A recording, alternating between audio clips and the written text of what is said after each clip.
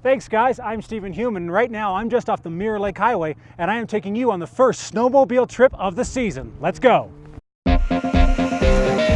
It's interesting how the colors of the world change over the span of just a few months. The green of summer, to the pale yellows and reds of fall, to a stark winter white. Currently autumn is giving way and snow is accumulating throughout the west.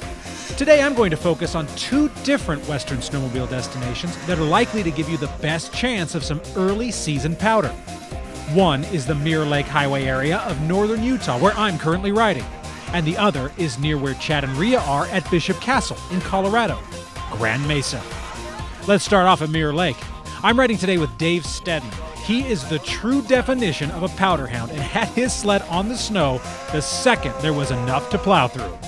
It's just beautiful. Less people up here, you know, this time of the year. We're just off the Mirror Lake Highway. We parked at the Soapstone turnoff. It had actually snowed enough that we could park at Soapstone and ride on snow all the way from the Soapstone turnoff.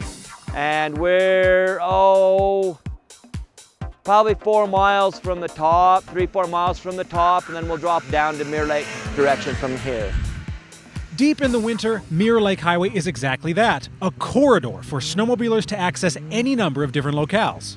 This early in the season, though, it's harder to do, and you'll find yourself locked in one mountainous area for the most part that's accessed either from the small town of Camas on Highway 150 or out of Evanston, Wyoming on that same highway. Overall, your snowmobiling experience will be similar to that of January and February, but the act of riding itself is different because the base isn't as deep, so you need to pay extra close attention to snow conditions.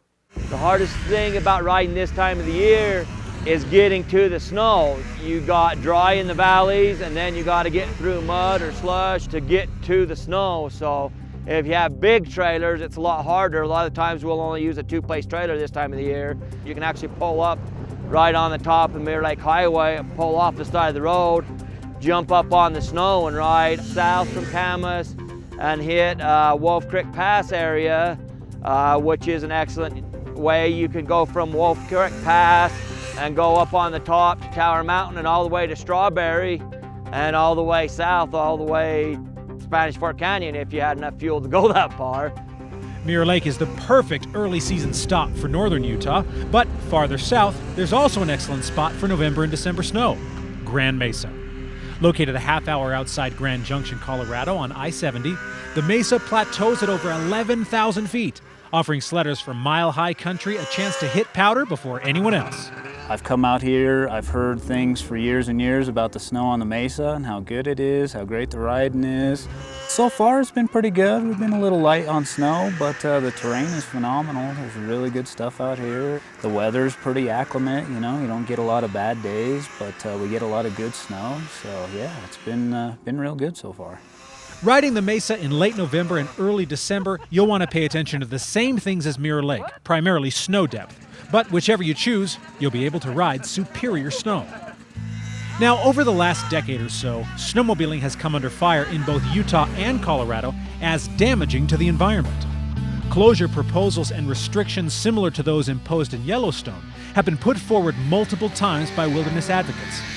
Clubs in the Grand Mesa area have answered those criticisms head on. The weight limit on the snow is actually less than a person walking. So we don't impede, we don't leave any kind of carbon footprint on the earth whatsoever.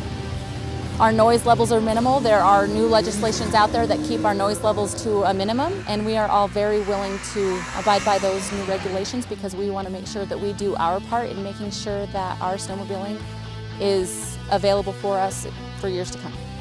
So there you have it. Low impact, beautiful scenery, and roller coaster thrills. Such is a day of snowmobiling. Winter may not officially arrive until December 21st, but that doesn't mean the snow is going to wait until then to fall.